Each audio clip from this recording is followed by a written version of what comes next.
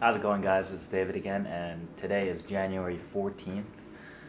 And today, I came into the office a little late, so unfortunately I missed UPS and USPS. They closed already.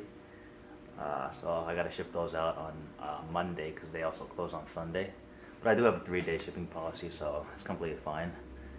I got 14 orders today, but I also have a couple returns that I want to get to.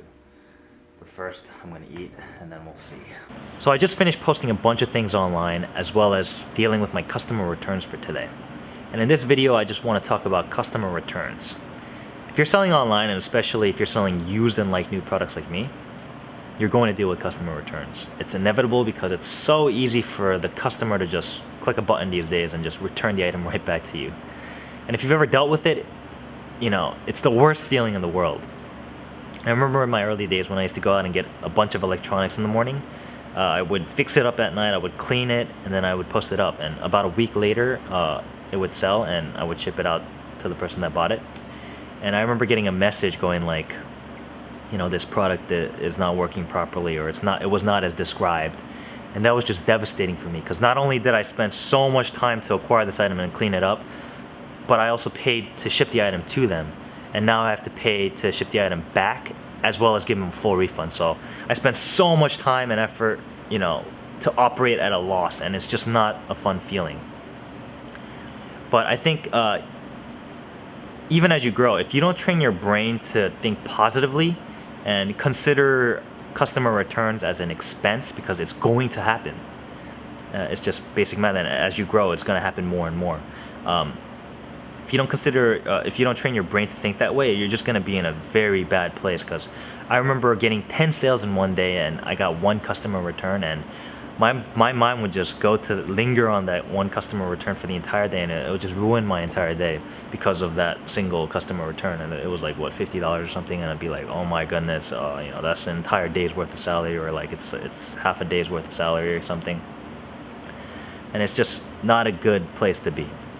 And the thing is, I think you have to constantly train your brain to be able to shake off customer returns, you know, as an expense, and just forget about it and just move on and be like, if I lost $50 here, let me make more, and let me sell more and make that up, you know, and think about it that way. And the thing is, the more the more you deal with customer returns, the more experience you get, and the more creative you get, and you realize that it's not just, you know, I return money for that product. You could also offer like partial returns and stuff, and you get very creative with the things. And I remember spending like 3 hours on my early cases of customer returns, because I just didn't know how to deal with it.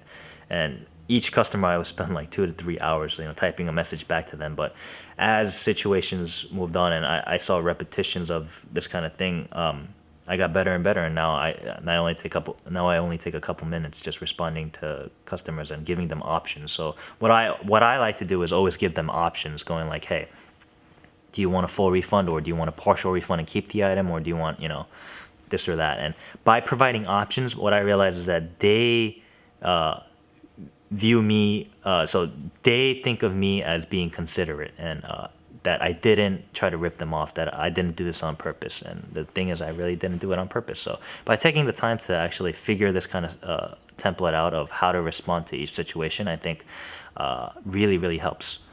So as a tip for anybody that's starting out, that's dealing with their first customer return or their initial customer returns, I would say to really consider the customer and really try to figure the situation out, especially in the earlier ones, because you're going to deal with more, and it's going to happen more often. And the thing is, you don't try to, you know, knock it off and, you know, never respond to somebody, because that never works out very well. And I would go through the process and go through the stressful process of, you know, communicating and figuring out a solution. And once you reach a conclusion on that thing, if it ever happens again, you have a template right there, because you've experienced it, and you know how things go, and you know what will satisfy the customer in the end.